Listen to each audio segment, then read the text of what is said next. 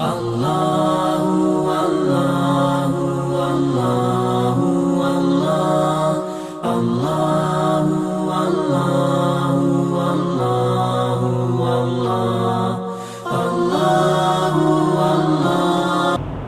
علی المرتضیٰ رضی اللہ عنہ کا واقعہ آپ نے پڑھا سنا ہوگا کہ انہوں نے اللہ کے ایک دشمن کو گرا لیا، جب اس کو قتل کرنے لگے تو اس نے تھوک دیا،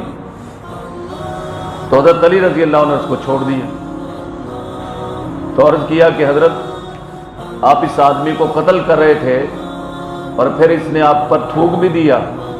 تو اس سے تو آپ کو اور زیادہ غصہ آنا چاہیے تھا۔ تو فرمایا کہ نہیں، کہ پہلے میں اللہ کے لیے اس کو قتل کر رہا تھا، اب اس میں کہیں میری ذات کی عداوت اور دشمنی نہ آ جائے، اس لیے میں نے اس کو چھوڑ دی۔ اتنی نیت خالص جو ہے نا ہونی چاہیے جو آدمی اللہ کے راستے میں لڑتا ہے۔